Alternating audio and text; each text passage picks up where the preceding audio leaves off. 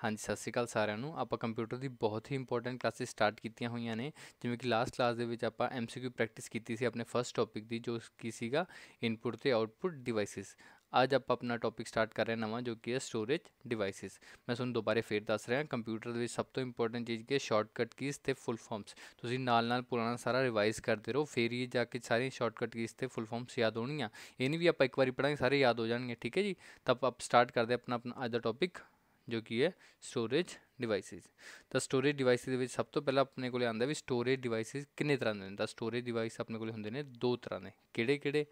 Primary, ਜੇ ਆਪਾਂ classify ਕਰੀਏ ਨਾ, ਆਪਾਂ ਦੋ ਚੀਜ਼ਾਂ ਕਲਾਸੀਫਾਈ ਕਰ ਸਕਦੇ ਹਾਂ, ਪ੍ਰਾਇਮਰੀ ਤੇ ਸੈਕੰਡਰੀ ਸਟੋਰੇਜ ਡਿਵਾਈਸਿਸ ਦੇ ਬਾਰੇ। ਡਿਵਾਈਸਿਸ ਹੈ ਨਾ, ਤਾਂ ਆਪਾਂ ਪਹਿਲਾਂ ਪੜ੍ਹਦੇ ਹਾਂ ਆਪਣਾ ਵੀ ਪ੍ਰਾਇਮਰੀ ਸਟੋਰੇਜ। ਅੱਗੇ ਆਪਾਂ ਦੋ ਟਾਈਪਸ ਡਿਵਾਈਡ ਕੀਤੀ ਹੋਈ ਹੈ, ਵੋਲੇਟਾਈਲ ਤੇ ਨੋਨ ਵੋਲੇਟਾਈਲ। ਜੋ ਆਪਣੀ ਪ੍ਰਾਇਮਰੀ ਸਟੋਰੇਜ ਆਪਾਂ ਦੋ ਪਾਰਟਸ ਡਿਵਾਈਡ ਕੀਤੀ ਹੋਈ ਹੈ, ਵੋਲੇਟਾਈਲ ਤੇ ਨੋਨ ਵੋਲੇਟਾਈਲ। ਪਹਿਲੀ ਗੱਲ ਤਾਂ ਗੱਲ ਆਉਂਦੀ ਹੈ ਵੋਲੇਟਾਈਲ ਕੀ ਹੁੰਦਾ ਹੈ। ਵੋਲੇਟਾਈਲ ਦਾ ਕੀ ਮਤਲਬ ਹੈ? ਜਦੋਂ ਇਲੈਕਟ੍ਰੀਸਿਟੀ ਜਾਂ ਪਾਵਰ ਆਪਣੀ ਚਲੀ ਜਾਂਦੀ ਹੈ ਤਾਂ ਆਪਣਾ ਡਾਟਾ ਕੀ ਹੋ ਜਾਂਦਾ ਹੈ? ਲੋਸਟ। ਕਹਿੰਦਾ ਕੀ ਮਤਲਬ ਹੈ? ਮੰਨ ਲਓ ਆਪਾਂ ਕੰਪਿਊਟਰ ਵਿੱਚ ਕੋਈ ਵੀ ਆਪਾਂ ਡਾਟਾ ਸਟੋਰ ਕੀਤਾ ਹੋਇਆ ਹੈ ਨਾ ਆਪਣਾ, ਜਿਵੇਂ ਲਾਈਟ ਚਲੀ ਜਾਊਗੀ ਤਾਂ ਆਪਣਾ ਡਾਟਾ ਲੋਸਟ ਹੋ ਜਾਊਗਾ। ਉਹ ਕਿਹੜੀ ਮੈਮਰੀ ਹੋਊਗੀ ਜਾਂ ਕਿਹੜੀ ਸਟੋਰੇਜ ਹੋਊਗੀ? ਉਹ ਵੋਲੇਟਾਈਲ ਸਟੋਰੇਜ ਹੋਊਗੀ, ਹੈ ਨਾ। ਤਾਂ ਇਹਦਾ ਐਗਜ਼ਾਮਪਲ ਕੀ ਹੈ? ਰੈਮ। ਇਹਦਾ ਪਹਿਲਾ ਐਗਜ਼ਾਮਪਲ, ਜਾਂ ਆਪਾਂ ਕਹਿ ਸਕਦੇ ਹਾਂ ਵੋਲੇਟਾਈਲ ਮੈਮਰੀ ਦਾ ਐਗਜ਼ਾਮਪਲ ਕਿਹੜਾ ਹੈ? रैम। याद रखना है जो रैम है ये प्राइमरी मैमरी है, तो प्राइमरी दे विच की है? प्राइमरी वोलेटाइल मैमरी है। वोलेटाइल रैम की अपने को प्राइमरी वोलेटाइल मैमरी। तो रैम की फुल फॉर्म की होंगी है? जो पूछा रैम की फुल फॉर्म, ये तो सबनों पता ही होना, रैंडम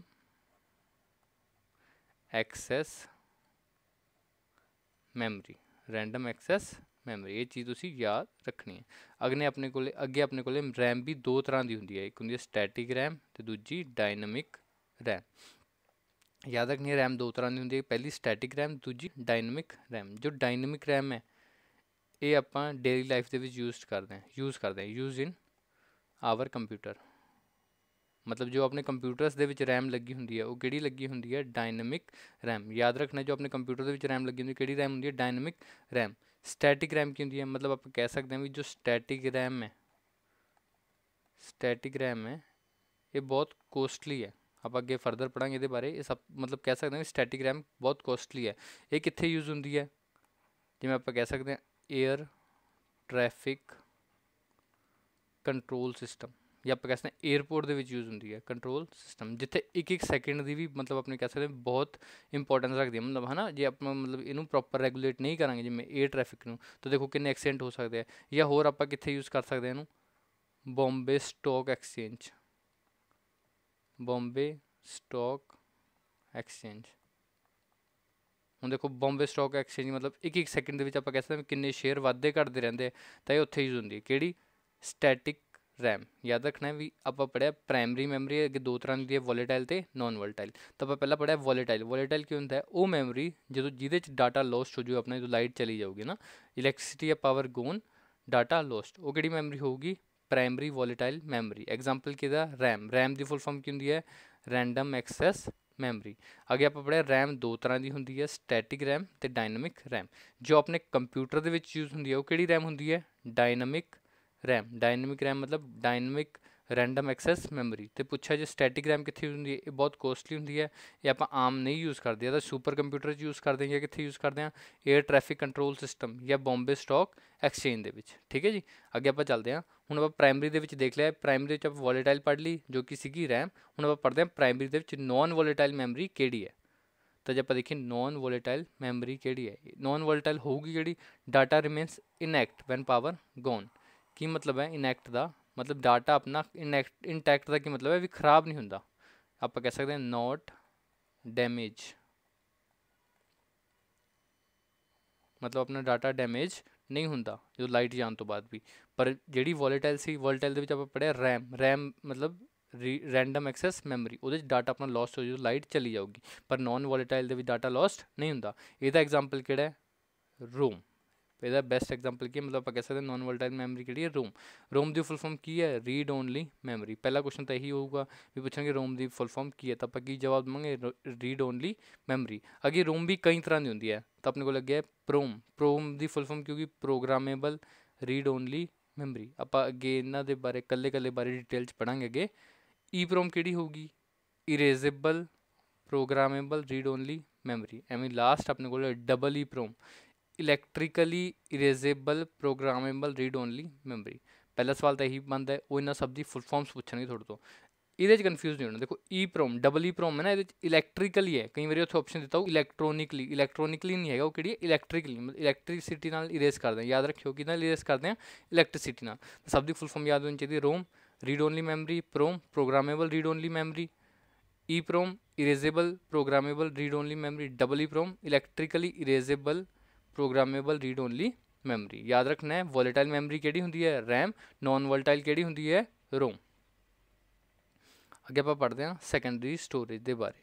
ਹੁਣ ਆਪਾਂ ਦੇਖੋ ਇੱਥੇ ਦੇਖਿਆ ਸੀ ਵੀ ਸਟੋਰੇਜ ਪੜ੍ਹਿਆ ਆਪਾਂ। ਸਟੋਰੇਜ ਵਿੱਚ ਪ੍ਰਾਇਮਰੀ ਪੜ੍ਹ ਲਈ, ਪ੍ਰਾਇਮਰੀ ਵਿੱਚ ਆਪਾਂ ਵੋਲੇਟਾਈਲ ਦੇਖ ਰਿਹਾ RAM ਹੁੰਦੀ ਹੈ, ਨੋਨ ਵੋਲੇਟਾਈਲ ਕਿਹੜੀ ਹੁੰਦੀ ਹੈ? ROM ਹੁੰਦੀ ਹੈ ਨਾ। ਹੁਣ ਆਪਾਂ ਪੜ੍ਹ ਰਹੇ ਹਾਂ ਸੈਕੰਡਰੀ ਸਟੋਰੇਜ ਬਾਰੇ। ਤਾਂ ਸੈਕੰਡਰੀ ਸਟੋਰੇਜ ਬਾਰੇ ਪੜ੍ਹ ਰਹੇ ਹਾਂ। ਸੈਕੰਡਰੀ ਸਟੋਰੇਜ ਨੂੰ ਆਪਾਂ ਦੋ ਹਿੱਸਿਆਂ ਡਿਵਾਈਡ ਕੀਤਾ ਹੋਇਆ। ਕਿਹੜੇ? ਸੀਕੁਐਂਸ਼ੀਅਲ ਤੇ ਡਾਇਰੈਕਟ ਐਕਸੈਸ ਔਰ ਜੰਪ ਐਕਸੈਸ। ਇਹ ਐਕਸੈਸ ਹੈ ਸੀਕੁਐਂਸ਼ੀਅਲ ਐਕਸੈਸ, ਪਹਿਲੀ ਤਾਂ ਕੀ ਹੈ? ਸੀਕੁਐਂਸ਼ੀਅਲ, ਤੇ ਦੂਜੀ ਡਾਇਰੈਕਟ ਐਕਸੈਸ ਔਰ ਜੰਪ ਐਕਸੈਸ। ਨਾਮ ਤੋਂ ਹੀ ਪਤਾ ਲੱਗਦਾ ਕਿ ਸੀਕੁਐਂਸ਼ੀਅਲ ਦਾ ਕੀ ਮਤਲਬ ਹੈ? ਕਿਸੇ ਸੀਕੁਐਂਸ, ਜਿਵੇਂ ਆਪਾਂ ਕਹਿੰਦੇ ਵੀ ਕੋਈ ਸੀਕੁਐਂਸ ਹੋਵੇ, ਤਾਂ ਸੀਕੁਐਂਸ਼ੀਅਲ ਦਾ ਐਗਜ਼ਾਮਪਲ ਕੀ ਹੈ? ਮੈਗਨੇਟਿਕ ਟੇਪਸ। ਸੀਕੁਐਂਸ਼ੀਅਲ ਦਾ ਐਗਜ਼ਾਮਪਲ ਕੀ ਹੈ? ਮੈਗਨੇਟਿਕ ਟੇਪਸ। ਮੈਗਨੇਟਿਕ ਟੇਪਸ ਕੀ ਹੁੰਦੇ? ਜੋ ਆਪਣੇ ਕੋਲ ਦੇਖੋ ਪਹਿਲਾਂ ਆਪਣੇ ਕੈਸੇਟ ਹੁੰਦੇ ਸੀ, ਇਹ ਸ਼ੇਪ 'ਚ ਹੁੰਦੀ ਸੀ, ਉਹ ਕੀ ਸੀਗੇ? ਸੀਕੁਐਂਸ਼ੀਅਲ ਮੈਮਰੀ ਸੀਗੇ। ਕੀ ਮਤਲਬ ਹੈ? ਜੋ ਵੀ ਉਹਦੇ 'ਚ ਆਪਾਂ ਡਿਸਕ 'ਚ ਕੁਛ ਵੀ ਪਲੇ ਕਰਦੇ ਸੀ, ਉਹ ਇੱਕ ਸੀਕੁਐਂਸ ਚੱਲਦੀ ਸੀ, ਹੈ ਨਾ। ਮੰਨ ਲਓ ਕੋਈ ਗਾਣਾ ਸੀਗਾ, ਤਾਂ ਆਪਾਂ ਨੂੰ ਇਹ ਨਹੀਂ ਸੀ ਵੀ ਆਪਾਂ ਡਾਇਰੈਕਟਲੀ ਉਹ ਗਾਣਾ ਪਲੇ ਕਰ ਸਕਦੇ ਸੀ। ਪਹਿਲਾਂ ਸਾਰੇ ਗਾਣੇ ਅੱਗੋਂ ਪਲੇ ਹੋ ਕੇ ਜਾਂ ਤਾਂ ਆਪਾਂ ਨੂੰ ਅੱਗੇ ਕਰਨੀ ਪੈਂਦੀ ਸੀ ਨਾ, ਆਪਾਂ ਅੱਗੇ ਕਰਕੇ ਰਿਵਾਈਂਡ ਜਾਂ ਫਾਰਵਰਡ ਕਰ ਲੈਂਦੇ ਸੀ ਨਾ। ਇਹ ਤਾਂ ਨਹੀਂ ਵੀ ਆਪਾਂ ਡਾਇਰੈਕਟਲੀ 8ਵਾਂ ਗਾਣਾ ਪਲੇ ਕਰ ਦਿੰਦੇ ਸੀ, ਪਹਿਲਾਂ ਆਪਾਂ ਨੂੰ ਸਾਰੇ ਗਾਣੇ ਅੱਗੇ ਟਪਾਉਣੇ ਪੈਂਦੇ ਸੀ, ਫਿਰ ਜਾ ਕੇ ਆਪਣਾ ਲਾਸਟ ਗਾਣਾ ਪਲੇ ਹੁੰਦਾ ਸੀ, ਹੈ ਨਾ। ਤਾਂ ਉਹਦੇ ਸੀਕੁਐਂਸ 'ਚ ਚੱਲਦੀ ਸੀ ਹਰ ਚੀਜ਼। ਡਾਇਰੈਕਟ ਐਕਸੈਸ ਵੀ ਆਪਾਂ ਡਾਇਰੈਕਟ ਐਕਸੈਸ ਕਰ ਸਕਦੇ ਹਾਂ, ਵੀ ਕੋਈ ਵੀ ਚੀਜ਼ ਆਪਾਂ ਮਤਲਬ ਮੰਨ ਲਓ ਜਿਵੇਂ ਆਪਾਂ ਪੈਨ ਡਰਾਈਵ ਦੇ ਵਿੱਚ ਨਾ ਕੋਈ ਗਾਣਾ ਪਾਉਂਦੇ ਹਾਂ, ਇਹ ਤਾਂ ਨਹੀਂ ਹੁੰਦਾ ਵੀ ਆਪਾਂ ਪਹਿਲਾਂ ਉੱਪਰ ਤੋਂ ਲੈ ਕੇ ਥੱਲੇ ਤੱਕ ਸਾਰੇ ਗਾਣੇ ਪਲੇ ਕਰਨੇ ਪੈਣਗੇ। ਆਪਾਂ ਆਪਣੀ ਚੋਇਸ ਨਾਲ ਕੋਈ ਮਰਜ਼ੀ ਗਾਣਾ ਪਲੇ ਕਰ ਸਕਦੇ ਹਾਂ, ਮਤਲਬ ਡਾਇਰੈਕਟ ਐਕਸੈਸ ਜਾਂ ਜੰਪ ਐਕਸੈਸ। ਜੰਪ ਐਕਸੈਸ ਦਾ ਮਤਲਬ ਕਿ ਜੰਪ ਕਰ ਸਕਦੇ ਕਿਸੇ ਵੀ ਗਾਣੇ ਦੇ ਉੱਤੇ, ਠੀਕ ਹੈ ਜੀ। ਤਾਂ ਯਾਦ ਰੱਖਣਾ ਸੈਕੰਡਰੀ ਸਟੋਰੇਜ ਦੋ ਤਰ੍ਹਾਂ ਦੀ ਹੁੰਦੀ ਹੈ, ਸੀਕੁਐਂਸ਼ੀਅਲ ਤੇ ਡਾਇਰੈਕਟ ਐਕਸੈਸ ਜਾਂ ਜੰਪ ਐਕਸੈਸ। ਸਿੱਧੀ ਕੁਐਸਚਨ ਪੁੱਛਣਗੇ ਵੀ ਸੀਕੁਐਂਸ਼ੀਅਲ ਐਕਸੈਸ ਦਾ ਐਗਜ਼ਾਮਪਲ ਕਿਹੜਾ ਹੈ, ਜਾਂ ਸੀਕੁਐਂਸ਼ੀਅਲ ਮੈਮਰੀ ਕਿਹੜੀ ਹੈ ਨਾ, ਜਾਂ ਸੀਕੁਐਂਸ਼ੀਅਲ ਸਟੋਰੇਜ ਕਿਹੜੀ, ਤਾਂ ਆਪਾਂ ਕੀ ਜਵਾਬ? Magnetic tape. ਯਾਦ ਰੱਖਣਾ ਜੋ ਆਪਣੀਆਂ ਆ ਦੇਖੋ ਰੀਲਸ ਹੁੰਦੀਆਂ ਸੀ, ਜੋ ਪੁਰਾਣੇ ਆਪਣੇ ਉਹ ਹੁੰਦੇ ਸੀ ਟੇਪ ਰਿਕਾਰਡਰ ਨਾ, ਉਹਨਾਂ ਵਿੱਚ ਜੋ ਰੀਲ ਹੁੰਦੀ ਸੀ ਉਹ ਕੀ ਸੀ? ਮੈਗਨੇਟਿਕ ਟੇਪ ਸੀਗੀਆਂ।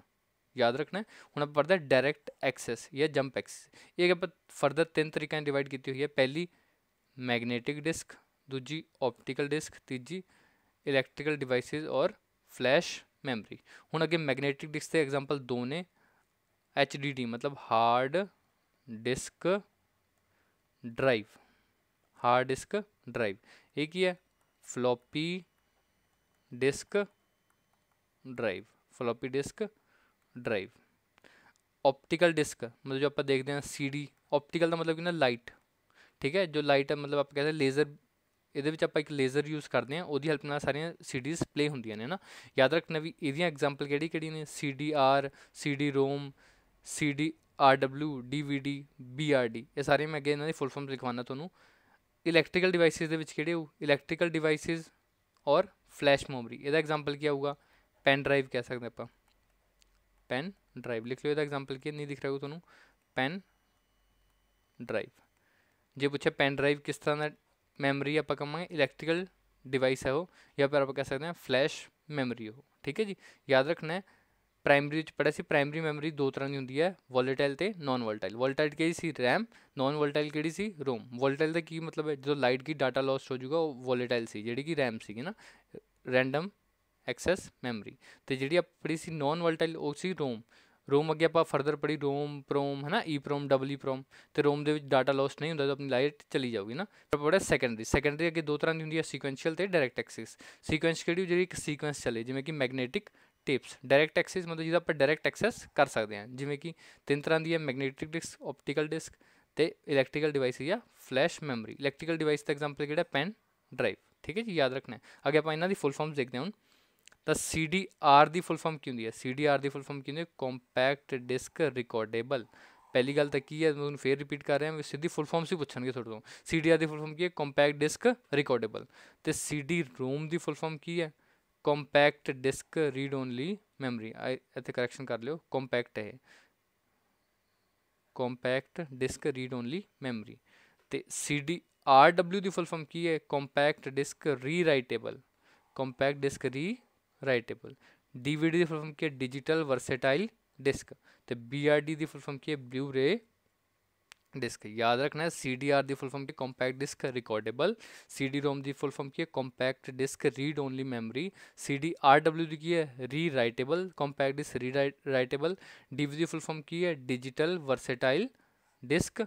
ਤੇ ਲਾਸਟ ਆਪਣੇ ਕੋਲ BRD, ਇਹ ਕੀ ਹੈ? ਬਲੂ ਰੇ ਡਿਸਕ, ਬਲੂ ਰੇ ਡਿਸਕ। ਆ ਜਿੰਨੀਆਂ ਮੈਂ ਪੜ੍ਹੀਆਂ ਇਹ ਸਾਰੀਆਂ ਕੀ ਨੇ? ਓਪਟੀਕਲ ਡਿਸਕ ਨੇ। ਸਾਰੀਆਂ ਆਪਾਂ ਇਹਨਾਂ ਦੀ ਫੁੱਲ ਫਾਰਮਸ ਦੇਖ ਲਈਆਂ। ਹੁਣ ਆਪਾਂ ਦੇਖਦੇ ਹਾਂ ਵੀ ਐਗਜ਼ਾਮਪਲ ਆਫ ਇਲੈਕਟ੍ਰਿਕ ਡਿਵਾਈਸ। ਆਪਾਂ ਪੜ੍ਹੇ ਸੀ ਇਲੈਕਟ੍ਰੀਕਲ ਡਿਵਾਈਸ ਦਾ ਐਗਜ਼ਾਮਪਲ ਕੀ ਹੈ? ਫਲੈਸ਼ ਮੈਮਰੀ ਦਾ ਐਗਜ਼ਾਮਪਲ ਕੀ ਹੈ? ਆਪਾਂ ਪੜ੍ਹਿਆ ਸੀ USB ਫਲੈਸ਼ ਡਰਾਈਵ। USB ਕੀ ਹੁੰਦੀ ਹੈ? Pen drive. ਪਹਿਲੀ ਗੱਲ ਤਾਂ ਕੀ ਹੈ? USB ਦੀ ਤੁਹਾਡੇ ਤੋਂ ਫੁੱਲ ਫਾਰਮ ਵੀ ਪੁੱਛ ਸਕਦੇ ਨੇ। USB ਦੀ ਫੁੱਲ ਫਾਰਮ ਕੀ ਹੈ? ਯੂਨੀਵਰਸਲ, ਲਿਖ ਲਿਓ, ਯੂਨੀਵਰਸਲ ਸੀਰੀਅਲ ਬਸ। USB ਦੀ ਫੁੱਲ ਫਾਰਮ ਕੀ ਹੈ? ਯੂਨੀਵਰਸਲ ਸੀਰੀਅਲ ਬਸ। ਅੱਗੇ ਆਪਾਂ ਦੇਖੋ ਪ੍ਰਾਇਮਰੀ ਮੈਮਰੀ ਪੜ੍ਹ ਲਈ ਸੀ। ਪ੍ਰਾਇਮਰੀ ਮੈਮਰੀ ਦੋ ਤਰ੍ਹਾਂ ਦੀ ਹੈ, ਵੋਲੇਟਾਈਲ ਤੇ ਨੋਨ ਵੋਲੇਟਾਈਲ। ਵੋਲੇਟਾਈਲ ਦਾ ਐਗਜ਼ਾਮਪਲ ਕੀ ਹੈ? ਰੈਮ। ਨੋਨ ਵੋਲੇਟਾਈਲ ਦਾ ਐਗਜ਼ਾਮਪਲ ਕੀ ਹੈ? ਰੋਮ। ਦੁਬਾਰਾ ਫਿਰ ਦੱਸਦਾ, ਵੋਲੇਟਾਈਲ ਕੀ ਹੁੰਦਾ? ਜਿਹਦੇ ਵਿੱਚ ਡਾਟਾ ਲੋਸਟ ਹੋ ਜਾਂਦਾ ਜਦੋਂ ਆਪਣੀ ਲਾਈਟ ਚਲੀ ਜਾਊਗੀ। ਉਹਦਾ ਐਗਜ਼ਾਮਪਲ ਕੀ ਸੀ? ਰੈਮ। ਤੇ ਨੋਨ ਵੋਲੇਟਾਈਲ ਕੀ ਹੋਊ? ਜਿਹਦੇ ਡਾਟਾ ਲੋਸਟ ਨਹੀਂ ਹੁੰਦਾ ਲਾਈਟ ਜਾਣ ਤੋਂ ਬਾਅਦ ਵੀ। ਠੀਕ ਹੈ ਜੀ। ਹੁਣ ਆਪਾਂ ਅੱਗੇ ਪੜ੍ਹਦੇ ਹਾਂ ਵੀ ਰੈਮ ਕਿੱਥੇ ਲੱਗੀ ਹੁੰਦੀ ਹੈ। ਯਾਦ ਰੱਖੋ, ਦੇਖੋ ਮੋਨੀਟਰ ਆਪਣਾ ਹੈ ਤੇ ਆਹ CPU ਹੈ। CPU ਦੀ ਫੁੱਲ ਫਾਰਮ ਕੀ ਹੁੰਦੀ ਹੈ? Central processing unit. CPU ਦੀ ਫੁੱਲ ਫਾਰਮ ਕੀ ਹੁੰਦੀ? Central processing unit. ਤੇ CPU ਨੂੰ ਆਪਾਂ ਬ੍ਰੇਨ ਆਫ ਕੰਪਿਊਟਰ ਵੀ ਕਹਿੰਦੇ ਹਾਂ। ਵੀ ਕੰਪਿਊਟਰ ਦਾ ਦਿਮਾਗ ਕੀ ਹੈ? CPU। ਯਾਦ ਰੱਖਣਾ ਹੈ, CPU ਨੂੰ ਆਪਾਂ ਬ੍ਰੇਨ ਆਫ ਕੰਪਿਊਟਰ ਵੀ ਕਹਿੰਦੇ ਹਾਂ। ਹੁਣ ਤੁਹਾਡੇ ਤੋਂ ਸਵਾਲ ਸਿੱਧੀ ਪੁੱਛਣਗੇ ਵੀ ਰੈਮ ਕਿੱਥੇ ਲੱਗੀ ਹੁੰਦੀ ਹੈ। ਤਾਂ ਰੈਮ ਕਿੱਥੇ ਲੱਗੀ ਹੁੰਦੀ ਹੈ? ਤੁਸੀਂ ਯਾਦ ਕੀ ਰੱਖਣਾ ਹੈ? ਰੈਮ ਕਿੱਥੇ ਲੱਗੀ ਹੁੰਦੀ ਹੈ? CPU ਤੇ ਹਾਰਡ ਡਿਸਕ ਦੇ ਵਿਚਕਾਰ। ਰੈਮ ਕਿੱਥੇ ਲੱਗੀ ਹੁੰਦੀ ਹੈ? CPU ਤੇ ਹਾਰਡ ਡਿਸਕ ਦੇ ਵਿਚਕਾਰ। ਜੇ ਪੁੱਛਿਆ ਰੈਮ ਕਿੱਥੇ ਲੱਗੀ ਹੁੰਦੀ ਹੈ ਤਾਂ ਆਪਾਂ ਕਹਾਂਗੇ between CPU and hard disk. ਠੀਕ ਹੈ ਜੀ। ਯਾਦ ਰੱਖਣਾ ਰੈਮ ਕਿੱਥੇ ਲੱਗੀ ਹੁੰਦੀ ਹੈ? CPU ਤੇ ਹਾਰਡ ਡਿਸਕ ਦੇ ਵਿਚਕਾਰ।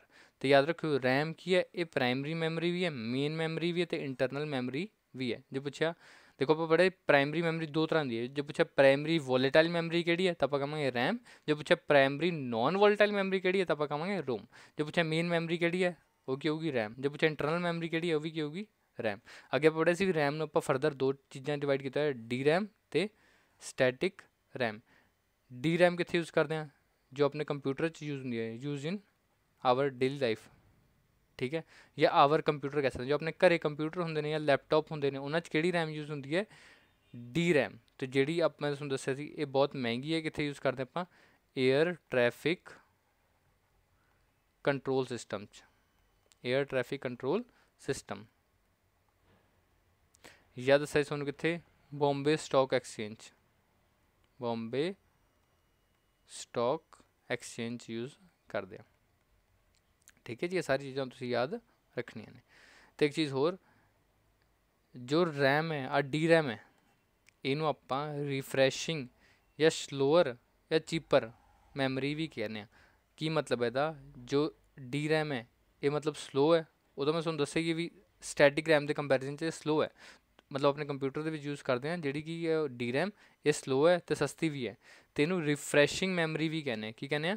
Refreshing memory. ਜੇ ਪੁੱਛਿਆ ਕਿਹੜੀ ਮੈਮਰੀ ਨੂੰ ਆਪਾਂ ਰਿਫਰੈਸ਼ਿੰਗ ਮੈਮਰੀ ਕਹਿੰਦੇ ਹਾਂ ਤਾਂ ਆਪਾਂ ਕੀ ਜਵਾਬ ਦੇਵਾਂਗੇ? DRAM। ਹੁਣ ਰਿਫਰੈਸ਼ਿੰਗ ਦਾ ਕੀ ਮਤਲਬ ਹੈ? ਹੁਣ ਮੈਂ ਤੁਹਾਨੂੰ ਦੱਸਾਂ ਵੀ ਜੋ ਵੀ ਡਾਟਾ ਸਟੋਰ ਹੁੰਦਾ ਆਪਣੇ ਕੰਪਿਊਟਰ ਦੇ ਵਿੱਚ ਉਹ ਇੱਕ ਚਾਰਜ ਦੀ ਫਾਰਮ 'ਚ ਸਟੋਰ ਹੁੰਦਾ। ਕਾਹਦੇ ਫਾਰਮ 'ਚ ਸਟੋਰ ਹੁੰਦਾ? ਚਾਰਜ ਦੀ ਫਾਰਮ 'ਚ। ਹੁਣ ਰੈਮ ਦਾ ਇੱਕ ਨੁਕਸਾਨ ਹੈ, ਇੱਕ ਆਪਾਂ ਕਹਿ ਸਕਦੇ ਹਾਂ ਡਰੋਬੈਕ ਹੈ। ਕੀ ਡਰੋਬੈਕ ਹੈ? ਜੋ ਰੈਮ ਦੇ ਵਿੱਚ ਆਪਣਾ ਡਾਟਾ ਸਟੋਰ ਹੁੰਦਾ, ਆਪਾਂ ਦੇਖਿਆ ਨਾ ਵੀ ਲਾਈਟ ਜਾਂਦੀ ਤਾਂ ਸਾਰਾ ਡਾਟਾ ਲੋਸਟ ਹੋ ਜਾਂਦਾ। ਅਤੇ ਇੱਕ ਗੱਲ ਹੋਰ ਯਾਦ ਰੱਖਣੀ ਹੈ ਵੀ ਰੈਮ ਦੇ ਵਿੱਚ ਜੋ ਵੀ ਆਪਣਾ ਡਾਟਾ ਹੁੰਦਾ ਨਾ ਉਹ ਕੁਛ ਟਾਈਮ ਬਾਅਦ ਕੀ ਹੁੰਦਾ, ਜਿਵੇਂ ਆਪਾਂ ਕਹਿ ਦਿੰਦੇ ਵੀ ਆਪਣਾ ਚਾਰਜ ਹੈ ਜੋ ਉਹ ਲੀਕ ਹੋਣ ਲੱਗ ਜਾਂਦਾ, ਆਪਾਂ ਕਹਿੰਦੇ ਚਾਰਜ ਡਿਸਚਾਰਜ ਹੋਣ ਲੱਗ ਜਾਂਦਾ, ਤਾਂ ਉਹਦੇ ਨਾਲ ਆਪਣਾ ਡਾਟਾ ਵੀ ਕੀ ਹੁੰਦਾ ਉਹ ਲੋਸਟ ਹੋਣ ਲੱਗ ਜਾਂਦਾ। ਜਿਵੇਂ ਆਪਾਂ ਦੇਖਿਆ ਕੰਪਿਊਟਰ ਵਿੱਚ ਆਪਾਂ ਰੀਫਰੈਸ਼ ਕਰਦੇ ਹਾਂ ਬਾਰ ਨਾ, ਰੀਫਰੈਸ਼ ਕਰਦੇ ਹਾਂ ਉਹਦੇ ਨਾਲ ਕੀ ਹੁੰਦਾ ਹੈ ਵੀ ਉਹ ਰੀਫਰੈਸ਼ ਆਪਾਂ ਕਿਉਂ ਕਰਦੇ ਹਾਂ? ਯਾਦ ਰੱਖਣਾ ਵੀ ਇਹ ਨਹੀਂ ਹੁੰਦਾ ਵੀ ਕੰਪਿਊਟਰ ਆਪਣਾ ਉਹਦਾ ਤੇਜ਼ ਹੋ ਜਾਂਦਾ। ਉਹ ਰੀਫਰੈਸ਼ ਆਪਾਂ ਇਸ ਲਈ ਕਰਦੇ ਹਾਂ ਵੀ ਕੰਪਿਊਟਰ ਦੀ ਜੋ ਰੈਮ ਹੈ, ਜੋ ਵੀ ਉਹਦੇ 'ਚ ਡਾਟਾ ਆਪਾਂ ਕਹਿ ਸਕਦੇ ਹਾਂ ਲੋਸਟ ਹੋਣ ਲੱਗ ਰਿਹਾ ਨਾ, ਜਾਂ ਜੋ ਵੀ ਚਾਰਜ ਹੈ ਆਪਣਾ ਉਹ ਲੀਕ ਹੋ ਰਿਹਾ, ਕੁਛ ਵੀ ਚਾਰਜ ਲੋਸਟ ਹੋ ਰਿਹਾ ਤਾਂ ਆਪਣਾ ਡਾਟਾ ਵੀ ਲੋਸਟ ਹੋ ਰਿਹਾ। ਜਦੋਂ ਆਪਾਂ ਰੀਫਰੈਸ਼ ਬਟਨ ਦੱਬਦੇ ਹਾਂ ਤਾਂ ਜਿਹੜੀ ਰੈਮ ਹੈ ਉਹ ਦੁਬਾਰਾ ਸਾਰਾ ਡਾਟਾ ਮਤਲਬ ਦੁਬਾਰਾ ਉਹਦੇ 'ਚ ਐਕਟਿਵ ਹੋ ਜਾਂਦਾ, ਮਤਲਬ ਡਾਟਾ ਲੋਸਟ ਨਹੀਂ ਹੁੰਦਾ ਉਹਦੇ 'ਚ। ਯਾਦ ਰੱਖਣਾ ਵੀ ਜੇ ਪੁੱਛਿਆ ਕਿਹੜੀ ਮੈਮਰੀ ਨੂੰ ਆਪਾਂ ਰੀਫਰੈਸ਼ਿੰਗ ਮੈਮਰੀ ਯੂ ਕਹਿੰਦੇ ਹਾਂ ਤਾਂ ਆਪਾਂ ਕੀ ਜਵਾਬ ਦੇਵਾਂਗੇ, ਡੀ ਰੈਮ। ਕਿਹੜੀ ਨੂੰ ਕਹਿੰਦੇ ਆ, ਡੀ ਰੈਮ, ਜੋ ਆਪਾਂ ਆਪਣੇ ਕੰਪਿਊਟਰ 'ਚ ਯੂਜ਼ ਕਰਦੇ ਹਾਂ। ਦੁਬਾਰਾ ਫਿਰ ਦੱਸਿਆ ਰੀਫਰੈਸ਼ਿੰਗ ਦਾ ਕੀ ਮਤਲਬ ਹੈ, ਜੋ ਵੀ ਆਪਣਾ ਡਾਟਾ ਹੈ ਉਹ ਡੀ ਰੈਮ 'ਚ ਲੋਸਟ ਹੋਣ ਲੱਗ ਜਾਂਦਾ ਥੋੜ੍ਹੇ ਟਾਈਮ ਬਾਅਦ, ਤਾਂ ਉਹ ਡਾਟਾ ਲੋਸਟ ਨਾ ਹੋਵੇ ਤਾਂ ਆਪਾਂ ਬਾਰ ਬਾਰ ਉਹਨੂੰ ਰੀਫਰੈਸ਼ ਕਰਦੇ ਰਹਿੰਦੇ ਹਾਂ। ਆਪਾਂ ਰੀਫਰੈਸ਼ ਕਿਹਨੂੰ ਕਰਦੇ ਹਾਂ, ਕੰਪਿਊਟਰ ਨੂੰ ਨਹੀਂ ਕਰਦੇ, ਆਪਾਂ ਹਮੇਸ਼ਾ ਰੀਫਰੈਸ਼ ਕਿਹਨੂੰ ਕਰਦੇ ਹਾਂ, ਰੈਮ ਨੂੰ ਕਰਦੇ ਹਾਂ। ਯਾਦ ਰੱਖਣਾ ਕਿਹਨੂੰ ਕਰਦੇ ਹਾਂ, ਡੀ ਰੈਮ ਨੂੰ, ਡਾਇਨਾਮਿਕ ਰੈਮ ਨੂੰ। ਅੱਗੇ ਆਪਾਂ ਚੱਲਦੇ ਹਾਂ, ਹੁਣ ਆਪਾਂ ਪੜ੍ਹਦੇ ਹਾਂ ਰੋਮ। ਆਪਾਂ ਰੈਮ ਬਾਰੇ ਤਾਂ ਪੜ੍ਹ ਲਿਆ, ਹੁਣ ਆਪਾਂ ਅੱਗੇ ਪੜ੍ਹ ਰਹੇ ਹਾਂ ਰੋਮ ਬਾਰੇ। ਤਾਂ ਰੋਮ ਦੀ ਫੁੱਲ ਫਾਰਮ ਕੀ ਹੁੰਦੀ ਹੈ, ਪਹਿਲਾਂ ਤਾਂ ਉਹੀ ਚੀਜ਼ ਯਾਦ ਹੋਣੀ ਚਾਹੀਦੀ ਹੈ, ਰੀਡ ਓਨਲੀ ਮੈਮਰੀ, ਤੇ ਇੱਕ ਹਾਰਡਵੇਅਰ ਹੈ। ਯਾਦ ਰੱਖਣਾ ਜੋ ਰੋਮ ਹੈ ਇਹ ਕੀ ਇੱਕ ਹਾਰਡਵੇਅਰ, ਤੇ ਜੋ ਰੈਮ ਪੜੀ ਸੀ ਉਹ ਵੀ ਕੀ ਸੀ, ਇੱਕ ਹਾਰਡਵੇਅਰ।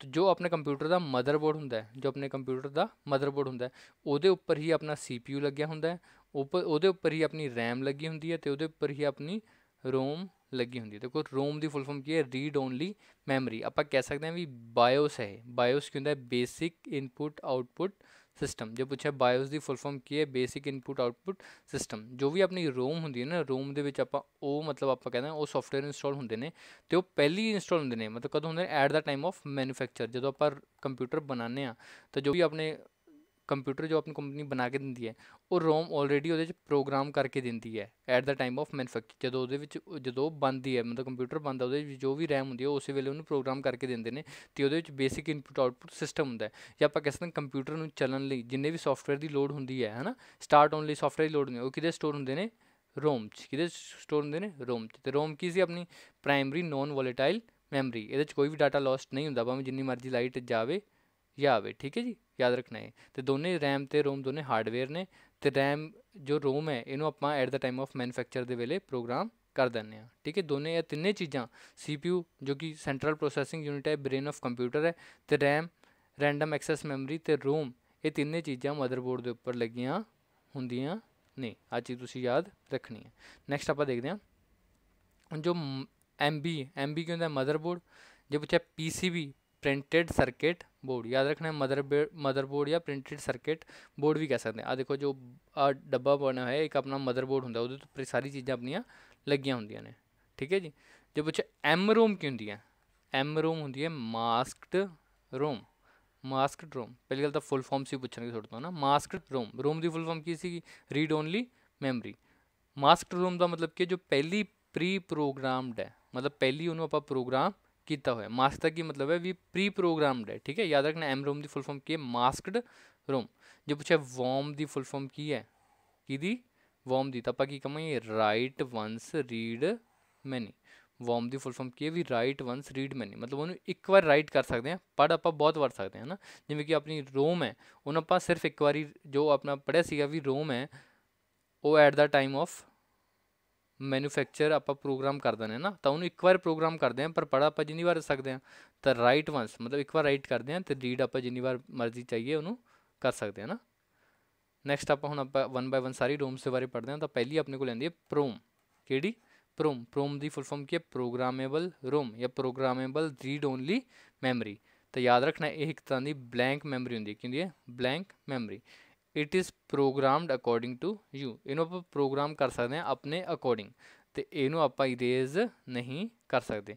ਤਾਂ ਰੋਮ ਦੇ ਵਿੱਚ ਤਾਂ ਪਹਿਲਾ ਸਵਾਲ ਤਾਂ ਇਹੀ ਬਣਦੇ ਨੇ, ਫੁੱਲ ਫਾਰਮ ਪੁੱਛਦੇ ਨੇ ਪ੍ਰੋਮ ਦੀ ਫੁੱਲ ਫਾਰਮ ਕੀ ਹੁੰਦੀ ਹੈ, EPROM ਦੀ ਫੁੱਲ ਫਾਰਮ ਕੀ ਹੁੰਦੀ ਹੈ, EPROM ਦੀ ਫੁੱਲ ਫਾਰਮ ਕੀ ਹੁੰਦੀ ਹੈ। ਅਤੇ ਥੋੜ੍ਹਾ ਥੋੜ੍ਹਾ ਆਪਾਂ ਨੂੰ ਸਭ ਦੇ ਬਾਰੇ ਪਤਾ ਵੀ ਹੋਣਾ ਚਾਹੀਦਾ। ਤਾਂ ਪ੍ਰੋਮ ਹੈ ਜੋ, ਇਹਨੂੰ ਇੱਕ ਵਾਰੀ ਆਪਾਂ ਪ੍ਰੋਗਰਾਮ ਕਰ ਸਕਦੇ ਹਾਂ, ਅਤੇ ਇਹਨੂੰ ਆਪਾਂ ਇਰੇਜ਼ ਨਹੀਂ ਕਰ ਸਕਦੇ। ਹੁਣ ਆਪਣੇ ਕੋਲ ਅੱਗੇ ਆਉਂਦਾ EPROM। EPROM ਦਾ ਮਤਲਬ ਕੀ ਹੈ, ਦੇਖੋ ਇਰੇਜ਼ੇਬਲ ਪ੍ਰੋਗਰਾਮੇਬਲ ਰੀਡ ਓਨਲੀ ਮੈਮਰੀ। ਅਤੇ ਆਪਾਂ ਇਹ ਸੇਮ ਹੈ ਪ੍ਰੋਮ ਦੀ ਤਰ੍ਹਾਂ, ਬਲੈਂਕ ਮੈਮਰੀ ਹੈ, ਅਤੇ ਪ੍ਰੋਗਰਾਮਡ ਬਾਈ ਯੂਜ਼ਰ, ਮਤਲਬ ਇਹਨੂੰ ਯੂਜ਼ਰ ਕੀ ਕਰ ਸਕਦਾ, ਪ੍ਰੋਗਰਾਮ। ਪਰ ਤੁਸੀਂ ਇੱਕ ਚੀਜ਼ ਯਾਦ ਰੱਖਣਾ ਹੈ, ਦੇਖੋ ਇਹਦੇ 'ਚ ਆਪਾਂ ਪੜ੍ਹ ਲਿਆ EPROM ਹੈ, EPROM ਦਾ ਮਤਲਬ ਇਰੇਜ਼ ਕਰ ਸਕਦੇ ਹਾਂ। ਕੀ ਕਰ ਸਕਦੇ ਹਾਂ, ਇਰੇਜ਼, ਮਤਲਬ ਜੋ ਵੀ ਡਾਟਾ ਇਹਦੇ 'ਚ ਆਪਾਂ ਮਿਟਾ ਸਕਦੇ ਹਾਂ। ਤਾਂ ਇਰੇਜ਼ ਕਰ ਸਕਦੇ ਹਾਂ, ਪਰ ਇਰੇਜ਼ ਕਿਵੇਂ ਕਰ ਸਕਦੇ ਹਾਂ, ਬਾਏ UV ਰੇਡੀਏਸ਼ਨ। ਯਾਦ ਰੱਖਣਾ ਹੈ, ਉਹ ਪੁੱਛਣਗੇ ਕਿਹੜੀ ਮੈਮਰੀ ਹੈ ਜਾਂ ਕਿਹੜੀ ਰੋਮ ਹੈ ਜਿਹਨੂੰ ਆਪਾਂ UV ਰੇਡੀਏਸ਼ਨ ਦੀ ਹੈਲਪ ਨਾਲ ਇਰੇਜ਼ ਕਰਦੇ ਹਾਂ। ਤਾਂ ਆਪਾਂ ਕੀ ਜਵਾਬ ਦੇਵਾਂਗੇ, EPROM। EPROM ਕੀ, erasable programmable read only memory. ਅਤੇ ਮੇਨ ਪੁਆਇੰਟ ਇੱਥੇ ਆਉਂਦਾ, it can not be erased by according to you, मतलब ਇਹਨੂੰ ਆਪਾਂ ਆਪਣੇ ਅਕੋਰਡਿੰਗ ਇਰੇਜ਼ ਨਹੀਂ ਕਰ ਸਕਦੇ। ਕੀ ਮਤਲਬ ਹੈ ਇਹਦਾ ਵੀ ਦੇਖੋ EEPROM ਪੜ੍ਹ ਲਈ ਕੀ ਹੈ erasable programmable read only memory, blank memory ਹੈ ਤੇ ਇਹਨੂੰ ਆਪਾਂ ਆਪਣੇ ਅਕੋਰਡਿੰਗ ਕੀ ਕਰ ਸਕਦੇ ਹਾਂ ਪ੍ਰੋਗਰਾਮ, ਆਪਣੇ ਅਕੋਰਡਿੰਗ ਕੀ ਕਰ ਸਕਦੇ ਹਾਂ ਪ੍ਰੋਗਰਾਮਡ। ਤੇ ਇਹਨੂੰ ਇਰੇਜ਼ ਕਿੰਨਾ ਕਰਾਂਗੇ UV ਰੇਡੀਏਸ਼ਨ ਦੀ ਹੈਲਪ ਨਾਲ, ਤੇ ਇਹਨੂੰ ਆਪਾਂ ਆਪਣੇ ਅਕੋਰਡਿੰਗ ਇਰੇਜ਼ ਨਹੀਂ ਕਰ ਸਕਦੇ। ਕੀ ਮਤਲਬ ਹੈ ਇਹਦਾ, ਜਿਵੇਂ ਮੰਨ ਲਓ ਆਪਣੇ ਕੋਲੇ 2 GB ਡਾਟਾ ਹੈ ਰੋਮ ਦੇ ਵਿੱਚ, 2 GB ਡਾਟਾ ਹੈ, ਜੇ ਉਹਨੂੰ ਆਪਾਂ ਇਰੇਜ਼ ਕਰਾਂਗੇ ਤਾਂ whole data will be erase ਹੋਊਗਾ। ਠੀਕ ਹੈ, ਮੰਨ ਲਓ ਆਪਣੇ ਕੋਲੇ ਜੋ ਵੀ ਰੋਮ ਹੋਊਗੀ, ਆਪਣੇ ਕੋਲੇ ਇੱਕ ਚੈਂਬਰ ਹੁੰਦਾ ਹੈ ਜਿਹਦੇ ਵਿੱਚ ਆਪਾਂ ਰੋਮ ਨੂੰ ਰੱਖ ਦਿੰਦੇ ਹਾਂ, ਜਿਹਦੇ ਵਿੱਚ ਆਪਾਂ EEPROM ਨੂੰ ਰੱਖ ਦਿੰਦੇ ਹਾਂ। ਜੋ ਆਪਣੀ EEPROM ਹੈ ਜੋ ਇਰੇਜ਼ੇਬਲ ਪ੍ਰੋਗਰਾਮੇਬਲ ਰੀਡ ਓਨਲੀ ਮੈਮਰੀ ਹੈ, ਉਹਨੂੰ ਰੱਖ ਦਿੰਦੇ ਆਪਾਂ UV ਰੇਡੀਏਸ਼ਨ ਦੇ ਚੈਂਬਰ 'ਚ। ਤਾਂ ਜਦੋਂ ਵੀ ਆਪਾਂ ਇਹਦੇ ਵਿੱਚ ਰੱਖਿਆ ਤਾਂ ਜੋ ਇਰੇਜ਼ ਕਰੂ ਇਹ ਸਾਰਾ ਡਾਟਾ ਇਰੇਜ਼ ਕਰੂਗੀ। ਮੰਨ ਲਓ ਇਹ ਨਹੀਂ ਵੀ ਆਪਣੇ ਕੋਲ ਮੰਨ ਲਓ 10 ਕੋਈ ਵੀ 10 ਫਾਈਲਸ ਨੇ EEPROM ਦੇ ਵਿੱਚ, ਜੇ ਆਪਾਂ ਇਰੇਜ਼ ਕਰਨੀ ਆਪਾਂ ਆਪਣੀ ਮਰਜ਼ੀ ਨਾਲ ਇਹ ਨਹੀਂ ਇਰੇਜ਼ ਕਰ ਸਕਦੇ ਉਹਨੂੰ ਵੀ ਆਪਾਂ ਪਹਿਲੀ ਇਰੇਜ਼ ਕਰ ਦਈਏ, ਚੌਥੀ ਇਰੇਜ਼ ਕਰ ਦਈਏ, ਪੰਜਵੀਂ ਇਰੇਜ਼ ਕਰ ਦਈਏ। ਜੇ ਇਰੇਜ਼ ਹੋਊਗੀ ਤਾਂ ਸਾਰੀ ਫਾਈਲਾਂ ਇਰੇਜ਼ ਹੋਣਗੀਆਂ। ਤਾਂ ਇਹਦਾ ਇੱਕ ਇਹ ਡਰੋਬੈਕ ਹੈ ਵੀ ਜੇ ਇਰੇਜ਼ ਹੋਊ ਤਾਂ ਸਾਰਾ ਡਾਟਾ ਆਪਣਾ ਕੀ ਹੋ ਜਾਊਗਾ ਲੋਸਟ। ਨੈਕਸਟ ਪੜ੍ਹਦੇ ਹਾਂ ਆਪਾਂ EEPROM। EEPROM ਕੀ ਹੈ ਇਲੈਕਟ੍ਰੀਕਲੀ erasable programmable read only memory. ਯਾਦ ਰੱਖਣਾ ਹੈ ਇਲੈਕਟ੍ਰੀਕਲੀ ਵਰਡ ਯਾਦ ਰੱਖਣਾ ਹੈ, ਇਹ ਇਲੈਕਟ੍ਰੀਕਲੀ ਹੈ ਇਲੈਕਟ੍ਰੋਨਿਕਲੀ ਨਹੀਂ ਹੈ। ਜਦੋਂ ਪੇਪਰ 'ਚ ਸਵਾਲ ਪੁੱਛਣਗੇ ਵੀ EEPROM ਦੀ ਫੁੱਲ ਫਾਰਮ ਕੀ ਹੈ ਤਾਂ ਯਾਦ ਰੱਖਣਾ ਇਲੈਕਟ੍ਰੀਕਲੀ erasable programmable read only memory. ਇਲੈਕਟ੍ਰੀਕਲੀ ਹੈ ਇਲੈਕਟ੍ਰੋਨਿਕ ਨਹੀਂ ਨਾ ਸਮਝੇ ਉਹਨੂੰ। ਠੀਕ ਹੈ, ਤਾਂ ਇਹਦਾ ਐਗਜ਼ਾਮਪਲ ਕੀ ਹੈ USB ਫਲੈਸ਼ ਡਰਾਈਵ। USB ਕੀ ਸੀ ਯੂਨੀਵਰਸਲ ਸੀਰੀਅਲ ਬਸ ਫਲੈਸ਼ ਡਰਾਈਵ। ਠੀਕ ਹੈ ਜੀ, ਮੰਨ ਲਓ ਆਪਣੀ ਪੈਨ ਡਰਾਈਵ ਹੈ ਉਹ 4 GB ਦੀ ਹੈ, ਉਹ ਕੀ ਹੈ EEPROM electrically erasable programmable read only memory. ਤੇ ਇਲੈਕਟ੍ਰੀਕਲੀ ਇਰੇਜ਼ ਕਰਦੇ ਹਾਂ ਉਹਨੂੰ, ਤੇ ਆਪਾਂ ਆਪਣੀ ਮਰਜ਼ੀ ਨਾਲ ਉਹਨੂੰ ਇਰੇਜ਼ ਕਰ ਸਕਦੇ ਹਾਂ। ਜ਼ਰੂਰਤ ਨਹੀਂ ਵੀ ਹੁਣ ਪੈਨ ਡਰਾਈਵ ਨੂੰ ਤਾਂ ਆਪਾਂ ਕੋਈ ਡਾਟਾ ਇਰੇਜ਼ ਕਰਦੇ ਹਾਂ, ਇਹਦਾ ਨਹੀਂ ਵੀ ਆਪਾਂ ਸਾਰਾ ਡਾਟਾ ਇਰੇਜ਼ ਹੋਊਗਾ ਜੇ ਇਰੇਜ਼ ਹੋਊਗਾ। ਜਿੰਨੀ ਫਾਈਲ ਆਪਾਂ ਉਹ 'ਚ ਡਿਲੀਟ ਕਰਨਾ ਚਾਹੀਏ ਆਪਾਂ ਆਪਣੀ ਮਰਜ਼ੀ ਨਾਲ ਉਹਨੂੰ ਇਰੇਜ਼ ਕਰ ਸਕਦੇ ਹਾਂ। ਇਹਦਾ ਐਗਜ਼ਾਮਪਲ ਕੀ ਹੈ ਪੈਨ ਡਰਾਈਵ ਜਾਂ SD ਕਾਰਡ ਜੋ ਆਪਣੇ ਮੈਮਰੀ ਕਾਰਡ ਹੁੰਦੇ ਨੇ ਨਾ, ਤੇ ਇਹਨੂੰ ਇਰੇਜ਼ ਕਰਦੇ ਹਾਂ ਇਰੇਜ਼ ਬਾਏ ਇਲੈਕਟ੍ਰੀਸਿਟੀ। ਆਪਾਂ ਸਾਰੀਆਂ ਰੋਮਸ ਬਾਰੇ ਪੜ੍ਹ ਲਿਆ। Programmable read only memory, EEPROM erasable programmable read only memory, ਤੇ ਲਾਸਟ ਆਪਾਂ ਪੜ੍ਹਿਆ EEPROM electrically erasable programmable read only memory. Next ਆਪਣੇ ਕੋਲ ਟਾਈਪ ਆਫ ਮੈਮਰੀ ਆਉਂਦੀ ਹੈ ਵਰਚੁਅਲ ਮੈਮਰੀ। ਯਾਦ ਰੱਖਣਾ ਇਹ ਲੌਜੀਕਲ ਮੈਮਰੀ ਵੀ ਹੁੰਦੀ ਹੈ, ਇਹਨੂੰ ਆਪਾਂ ਲੌਜੀਕਲ ਮੈਮਰੀ ਵੀ ਕਹਿੰਦੇ ਹਾਂ, ਤੇ ਇਹ ਐਕਸਟੈਂਡਿਡ ਰੈਮ ਹੁੰਦਾ। ਕੀ ਹੁੰਦੀ ਹੈ ਐਕਸਟੈਂਡਿਡ ਰੈਮ, ਜਾਂ ਆਪਾਂ ਕਹਿ ਸਕਦੇ ਹਾਂ ਵੀ ਰੈਮ ਨੂੰ ਵਧਾਈ ਹੁੰਦੀ ਹੈ ਜਾਂ ਰੈਮ ਵਧਾਈ ਹੁੰਦੀ ਹੈ। ਵਰਚੁਅਲ ਮੈਮਰੀ ਕਦ ਲਈ ਯੂਜ਼ ਕਰਦੇ ਹਾਂ ਆਪਾਂ ਰੈਮ ਨੂੰ ਵਧਾਉਣ ਲਈ ਯੂਜ਼ ਕਰਦੇ ਹਾਂ। ਕਦੋਂ ਯੂਜ਼ ਕਰਦੇ ਹਾਂ it is use when RAM become full. ਇਹਨੂੰ ਉਦੋਂ ਯੂਜ਼ ਕਰਦੇ ਹਾਂ ਜਦੋਂ ਆਪਣੀ ਰੈਮ ਫੁੱਲ ਹੋ ਜਾਏ। ਜੇ ਪੇਪਰ ਸਵਾਲ ਪੁੱਛਿਆ ਵੀ ਵਰਚੁਅਲ ਮੈਮਰੀ ਹੁੰਦੀ ਕਿੱਥੇ ਹੈ ਤਾਂ ਯਾਦ ਰੱਖਣਾ ਜੋ ਆਪਣੀ ਹਾਰਡ ਡਿਸਕ ਹੁੰਦੀ ਹੈ, ਹਾਰਡ ਡਿਸਕ ਦੇ ਵਿੱਚ ਹੁੰਦੀ ਹੈ ਵਰਚੁਅਲ ਮੈਮਰੀ। ਇਹ ਕੋਈ ਹਾਰਡਵੇਅਰ ਨਹੀਂ ਹੁੰਦਾ, ਜੋ ਆਪਣੀ ਹਾਰਡ ਡਿਸਕ ਹੁੰਦੀ ਹੈ। ਮੰਨ ਲਓ ਆਪਾਂ 160 GB ਦੀ ਹਾਰਡ ਡਿਸਕ ਹੈ, 160 GB ਦੀ ਹਾਰਡ ਡਿਸਕ ਹੈ, ਤਾਂ ਜੇ ਆਪਾਂ 160 GB ਦੀ ਹਾਰਡ ਡਿਸਕ ਲਵਾਉਂਦੇ ਹਾਂ ਨਾ ਕੰਪਿਊਟਰ ਵਿੱਚ, ਤਾਂ ਆਪਾਂ ਨੂੰ 160 GB ਡਾਟਾ ਯੂਜ਼ ਕਰਨ ਲਈ ਨਹੀਂ ਮਿਲਦਾ। ਉਹਦੇ ਵਿੱਚ ਆਪਾਂ ਨੂੰ ਮੰਨ ਲਓ 150 GB ਹੀ ਯੂਜ਼ ਕਰਨ ਨੂੰ ਮਿਲੂਗਾ। ਜੋ 10 GB ਆਪਾਂ ਨੂੰ ਡਾਟਾ ਬਚ ਜਾਂਦਾ ਹੈ ਉਹ ਕੀ ਹੁੰਦੀ ਹੈ ਵਰਚੁਅਲ ਮੈਮਰੀ। ਯਾਦ ਰੱਖਣਾ ਹੈ ਵਰਚੁਅਲ ਮੈਮਰੀ ਕੀ ਹੁੰਦੀ ਹੈ ਇਹ ਹਾਰਡ ਡਿਸਕ ਦੇ ਵਿੱਚ ਲੱਗੀ ਹੁੰਦੀ ਹੈ। ਵਰਚੁਅਲ ਮੈਮਰੀ ਕਿੱਥੇ ਲੱਗੀ ਹੁੰਦੀ ਹੈ ਇਹ ਹਾਰਡ ਡਿਸਕ ਦੇ ਵਿੱਚ ਲੱਗੀ ਹੁੰਦੀ ਹੈ, ਤੇ ਇਹਨੂੰ ਉਦੋਂ ਯੂਜ਼ ਕਰਦੇ ਹਾਂ ਜਦੋਂ ਆਪਣੀ ਰੈਮ ਫੁੱਲ ਹੋ ਜੇ। ਠੀਕ ਹੈ ਜੀ, ਜਦੋਂ ਮੈਂ ਤੁਹਾਨੂੰ ਦੱਸਿਆ ਸੀ ਵੀ ਰੈਮ ਕਿੱਥੇ ਲੱਗੀ ਹੁੰਦੀ ਹੈ CPU ਤੇ ਹਾਰਡ ਡਿਸਕ ਦੇ ਵਿਚਕਾਰ, ਤੇ ਵਰਚੁਅਲ ਮੈਮਰੀ ਕਿੱਥੇ ਲੱਗੀ ਹੁੰਦੀ ਹੈ ਇਹ ਲੱਗੀ ਹੁੰਦੀ ਹੈ ਹਾਰਡ ਡਿਸਕ ਦੇ ਵਿੱਚ। ਵਰਚੁਅਲ ਮੈਮਰੀ ਕਿੱਥੇ ਹੈ ਹਾਰਡ ਡਿਸਕ ਦੇ ਵਿੱਚ। ਠੀਕ ਹੈ, ਹੁਣ ਜੇ ਆਪਾਂ ਇਹਦੇ ਬਾਰੇ ਪੜ੍ਹੀਏ it is reserve space on hard disk of computer. ਤਾਂ ਤੁਹਾਨੂੰ ਦੱਸਿਆ ਸੀ ਵੀ ਕਿੱਥੇ ਹੁੰਦੀ ਹੈ ਹਾਰਡ ਡਿਸਕ ਦੇ ਵਿੱਚ ਰਿਜ਼ਰਵ ਸਪੇਸ ਹੁੰਦਾ। ਤੇ ਕੈਪੈਸਿਟੀ ਆਫ ਵਰਚੁਅਲ ਮੈਮਰੀ ਜੋ ਹੁੰਦੀ ਹੈ ਉਹ ਸੇਮ ਐਜ਼ ਰੈਮ ਹੁੰਦੀ ਹੈ। ਜੇ ਆਪਾਂ ਬਾਈ ਡਿਫੋਲਟ ਦੇਖੀਏ, ਬਾਈ ਡਿਫੋਲਟ ਮਤਲਬ ਜੋ ਆਪਾਂ ਨੂੰ ਕੰਪਿਊਟਰ ਬਣਾ ਕੇ ਦਿੰਦੀ ਹੈ ਕੰਪਨੀ, ਆਟੋਮੈਟਿਕਲੀ ਫਿੱਟ ਕਰਕੇ ਦਿੰਦੀ ਹੈ, ਉਹ ਜੋ ਆਪਣੀ ਵਰਚੁਅਲ ਮੈਮਰੀ ਹੋਊਗੀ ਉਹ ਓਨੀ ਹੀ ਹੋਊਗੀ ਜਿੰਨੀ ਕਿ ਆਪਣੀ ਕੰਪਿਊਟਰ ਦੀ ਰੈਮ ਹੋਊਗੀ। ਠੀਕ ਹੈ ਜੀ, ਤੇ ਇਹਨੂੰ ਆਪਾਂ ਐਕਸਪੈਂਡ ਕਰ ਸਕਦੇ ਹਾਂ 3 ਟਾਈਮਸ ਦੈਨ ਰੈਮ ਮੈਨੂਅਲੀ। ਮਤਲਬ ਜੇ ਆਪਾਂ ਵਰਚੁਅਲ ਮੈਮਰੀ ਨੂੰ ਵਧਾਉਣਾ ਚਾਹੀਏ ਤਾਂ ਆਪਾਂ ਵਰਚੁਅਲ ਮੈਮਰੀ ਨੂੰ ਵਧਾ ਵੀ ਸਕਦੇ ਹਾਂ। ਕਿਵੇਂ ਵਧਾ ਸਕਦੇ ਹਾਂ ਮੈਨੂਅਲੀ ਵਧਾ ਸਕਦੇ ਹਾਂ। ਬਾਈ ਡਿਫੋਲਟ ਦਾ ਮਤਲਬ ਜੋ ਕੰਪਨੀ ਫਿੱਟ ਕਰਕੇ ਦਿੰਦੀ ਆਪਾਂ ਨੂੰ ਵਰਚੁਅਲ ਮੈਮਰੀ ਉਹ ਤਾਂ ਓਨੀ ਹੀ ਹੁੰਦੀ ਹੈ ਜਿੰਨੀ ਕਿ ਆਪਣੇ ਕੋਲੇ ਰੈਮ ਹੁੰਦੀ ਹੈ। ਪਰ ਵਰਚੁਅਲ ਮੈਮਰੀ ਨੂੰ ਆਪਾਂ 3 ਟਾਈਮਸ ਇਨਕਰੀਜ਼ ਕਰ ਸਕਦੇ ਹਾਂ, ਰੈਮ ਦਾ ਤਿੱਗਣਾ। ਮਤਲਬ ਜੇ ਆਪਣੀ ਰੈਮ 2 GB ਹੈ ਤਾਂ ਵਰਚੁਅਲ ਮੈਮਰੀ ਨੂੰ ਆਪਾਂ 6 GB ਤੱਕ ਕਰ ਸਕਦੇ ਹਾਂ। ਤੇ CPU ਹੈ ਜਿਹੜਾ ਉਹ ਕਲੈਕਟ ਕਰਦਾ data from RAM only. CPU ਹੈ ਜੋ ਡਾਟਾ ਕਲੈਕਟ ਕਰੂਗਾ ਸਿਰਫ ਰੈਮ ਤੋਂ ਕਲੈਕਟ ਕਰੂਗਾ। CPU ਨੇ ਹਮੇਸ਼ਾ ਡਾਟਾ ਕਿਤੋਂ ਕਲੈਕਟ ਕਰਨਾ ਹੈ ਰੈਮ ਤੋਂ। ਤੇ ਜਦੋਂ ਰੈਮ ਫੁੱਲ ਹੋ ਜਾਂਦੀ ਹੈ ਆਪਣੀ, ਫਿਰ ਵਰਚੁਅਲ ਮੈਮਰੀ ਕੀ ਹੁੰਦੀ ਹੈ, ਯੂਜ਼। ਜਦੋਂ ਰੈਮ ਆਪਣੀ ਫੁੱਲ ਹੋ ਜਾਏ, ਮੰਨ ਲਓ ਰੈਮ ਆਪਣੀ ਫੁੱਲ ਹੋ ਗਈ, ਕੋਈ ਡਾਟਾ ਆਪਾਂ ਰੈਮ ਦੇ ਵਿੱਚ ਹੋਰ ਸਟੋਰ ਕਰਨਾ, ਤਾਂ ਰੈਮ ਕੀ ਕਰਦੀ ਹੈ, ਧਿਆਨ ਨਾਲ ਹੁਣ ਪੜ੍ਹਿਓ, ਰੈਮ ਸਟਾਰਟ ਸਵੈਪਿੰਗ देयर ਡਾਟਾ। ਤਾਂ ਰੈਮ ਕੀ ਕਰਦੀ ਹੈ, ਆਪਣਾ ਡਾਟਾ ਸਵੈਪ ਕਰਨ ਲੱਗ ਜਾਂਦੀ ਹੈ। ਸਵੈਪ ਦਾ ਕੀ ਮਤਲਬ ਹੈ, ਹੁਣ ਮੰਨ ਲਓ ਰੈਮ ਇਹ, ਤਾਂ ਰੈਮ ਆਪਣੀ ਫੁੱਲ ਹੋ ਗਈ, ਹੁਣ ਆਪਾਂ ਰੈਮ ਦੇ ਵਿੱਚ ਹੋਰ ਡਾਟਾ ਪਾ ਨਹੀਂ ਸਕਦੇ, ਤਾਂ ਰੈਮ ਕੀ ਕਰੂਗੀ, ਜੋ ਵੀ ਇਹਦਾ ਐਕਸਟਰਾ ਡਾਟਾ ਹੋਊਗਾ ਇਹ ਕਿੱਥੇ ਸਵੈਪ ਕਰਨ ਲੱਗ ਜੂਗੀ, ਵਰਚੁਅਲ ਮੈਮਰੀ ਦੇ ਵਿੱਚ। ਕਿੱਥੇ ਸਵੈਪ ਕਰਨ ਲੱਗ ਜੂ, ਤਾਂ ਵਰਚੁਅਲ ਮੈਮਰੀ ਆਪਣੀ ਹਾਰਡ ਡਿਸਕ ਦੇ ਵਿੱਚ ਹੁੰਦੀ ਹੈ। ਜੋ ਵੀ ਰੈਮ ਜਦੋਂ ਆਪਣੀ ਫੁੱਲ ਹੋ ਗਈ, ਤਾਂ ਰੈਮ ਆਪਣਾ ਐਕਸਟਰਾ ਡਾਟਾ ਸਵੈਪ ਮਤਲਬ ਟ੍ਰਾਂਸਫਰ ਕਰਨ ਲੱਗ ਜਾਂਦੀ ਹੈ। ਕਿੱਥੇ ਟ੍ਰਾਂਸਫਰ ਕਰਨ ਲੱਗ ਜਾਂਦੀ ਹੈ, ਵਰਚੁਅਲ ਮੈਮਰੀ ਦੇ ਵਿੱਚ। ਤਾਂ ਰੈਮ ਆਪਣਾ ਜੋ ਵੀ ਡਾਟਾ ਹੋਊਗਾ, ਐਕਸਟਰਾ ਡਾਟਾ ਹੋਊਗਾ, ਜਦੋਂ ਫੁੱਲ ਹੋ ਜੂਗੀ ਤਾਂ ਕਿੱਥੇ ਸਵੈਪ ਕਰਨ ਲੱਗ ਜਾਂਦੀ ਹੈ, ਵਰਚੁਅਲ ਮੈਮਰੀ ਦੇ ਵਿੱਚ। ਠੀਕ ਹੈ, ਤਾਂ ਸਵੈਪਿੰਗ ਕਿੱਥੇ ਹੋਊਗੀ, ਵਰਚੁਅਲ ਮੈਮਰੀ ਦੇ ਵਿੱਚ। ਯਾਦ ਰੱਖਣਾ ਵਰਚੁਅਲ ਮੈਮਰੀ ਕਿੱਥੇ ਹੁੰਦੀ ਹੈ, ਹਾਰਡ ਡਿਸਕ ਦੇ ਵਿੱਚ। ਜੇ ਪੁੱਛਿਆ ਵਰਚੁਅਲ ਮੈਮਰੀ ਕਿੱਥੇ ਲੱਗੀ ਹੁੰਦੀ, ਆਪਾਂ ਕੀ ਜਵਾਬ ਦੇਵਾਂਗੇ, ਹਾਰਡ ਡਿਸਕ ਦੇ ਵਿੱਚ। ਰੈਮ ਕਿੱਥੇ ਲੱਗੀ ਹੁੰਦੀ ਹੈ, CPU ਤੇ ਹਾਰਡ ਡਿਸਕ ਦੇ ਵਿੱਚ। ਠੀਕ ਹੈ ਜੀ, ਤੇ ਵਰਚੁਅਲ ਮੈਮਰੀ ਸੇਮ ਹੁੰਦੀ ਹੈ ਜਿੰਨੀ ਆਪਣੀ ਰੈਮ ਹੋਵੇ, ਇਹ ਬਾਏ ਡਿਫਾਲਟ ਹੁੰਦੀ ਹੈ, ਮਤਲਬ ਆਪਾਂ ਨੂੰ ਕੰਪਿਊਟਰ ਵਾਲੇ ਫਿੱਟ ਕਰਕੇ ਦਿੰਦੇ ਨੇ, ਜਿੰਨੀ ਉਨੀ ਕੈਪੈਸਿਟੀ ਹੋ ਜਿੰਨੀ ਰੈਮ ਦੀ ਹੋ, ਤੇ ਆਪਾਂ ਇਹਨੂੰ 3 ਟਾਈਮਸ ਐਕਸਪੈਂਡ ਕਰ ਸਕਦੇ ਹਾਂ ਰੈਮ ਜਿੰਨਾ। ਠੀਕ ਹੈ ਜੀ, ਮੈਂ ਤੁਹਾਨੂੰ ਜਿੰਨਾ ਵੀ ਕੰਟੈਂਟ ਲਿਖਵਾ ਰਿਹਾ, ਇੱਕ ਵੀ ਪੁਆਇੰਟ ਫਾਲਤੂ ਨਹੀਂ ਹੈਗਾ, ਇਹ ਸਾਰੇ ਪੁਆਇੰਟ ਤੁਹਾਡੇ ਪੇਪਰ ਦੇ ਅਕੋਰਡਿੰਗ ਬਹੁਤ ਜ਼ਿਆਦਾ ਕੀਮਤੀ ਨੇ। ਠੀਕ ਹੈ ਜੀ, ਮੈਂ ਫਾਲਤੂ ਚੀਜ਼ਾਂ ਲਿਖਵਾ ਰਿਹਾ ਵੀ ਐਂ ਤੁਹਾਨੂੰ ਪੇਜ ਭਰਵਾ ਰਿਹਾ ਤੁਹਾਡੇ, ਸਾਰੀਆਂ ਚੀਜ਼ਾਂ ਇੰਪੋਰਟੈਂਟ ਨੇ, ਸਾਰੀਆਂ ਚੀਜ਼ਾਂ ਤੁਸੀਂ ਬਾਰ-ਬਾਰ ਪੜ੍ਹਨੀਆਂ ਨੇ। ਜੇ ਤੁਸੀਂ ਇੰਨਾ ਹੀ ਕਰ ਲਿਆ ਜਿੰਨਾ ਮੈਂ ਕਰਵਾਇਆ, ਕੋਈ ਬੁੱਕ ਫੋਲੋ ਕਰਨ ਦੀ ਲੋੜ ਨਹੀਂ, ਕਿਤੋਂ ਐਕਸਟਰਾ MCQ ਪ੍ਰੈਕਟਿਸ ਕਰਨ ਦੀ ਲੋੜ ਨਹੀਂ, ਜਿੰਨੇ ਮੈਂ MCQ ਤੁਹਾਨੂੰ ਕਰਵਾ ਰਿਹਾ ਉਹ ਮੋਰ ਦੈਨ ਇਨਫ ਨੇ। ਠੀਕ ਹੈ ਜੀ, ਤਾਂ ਪਤਾ ਲੱਗਾ ਵਰਚੁਅਲ ਮੈਮਰੀ ਕਿੱਥੇ ਹੁੰਦੀ ਹੈ, ਹਾਰਡ ਡਿਸਕ ਦੇ ਵਿੱਚ ਹੁੰਦੀ ਹੈ। ਜਦੋਂ ਰੈਮ ਆਪਣੀ ਫੁੱਲ ਹੋ ਜੇ ਤਾਂ ਰੈਮ ਆਪਣਾ ਡਾਟਾ ਸਵੈਪ ਕਰਨ ਲੱਗ ਜਾਂਦੀ, ਕਿੱਥੇ, ਵਰਚੁਅਲ ਮੈਮਰੀ ਦੇ ਵਿੱਚ। ਹੁਣ ਅੱਗੇ ਆਪਾਂ ਪੜ੍ਹਨੀ ਹੈ ਕੈਸ਼ੇ ਮੈਮਰੀ, ਇਹ ਸਭ ਤੋਂ ਇੰਪੋਰਟੈਂਟ ਹੈ। ਕੈਸ਼ੇ ਮੈਮਰੀ ਕੀ ਹੈ, ਫਾਸਟੈਸਟ ਮੈਮਰੀ ਹੈ, ਫਾਸਟੈਸਟ ਮੈਮੋਰੀ ਹੈ। ਕੈਸ਼ੇ ਮੈਮਰੀ ਕੀ ਹੈ, ਸਭ ਤੋਂ ਫਾਸਟ ਮੈਮਰੀ। ਜੇ ਪੁੱਛਿਆ ਕੰਪਿਊਟਰ ਦੀ ਸਭ ਤੋਂ ਫਾਸਟ ਮੈਮਰੀ ਕਿਹੜੀ, ਤਾਂ ਆਪਾਂ ਕੀ ਜਵਾਬ ਦੇਵਾਂਗੇ, ਕੈਸ਼ੇ ਮੈਮਰੀ।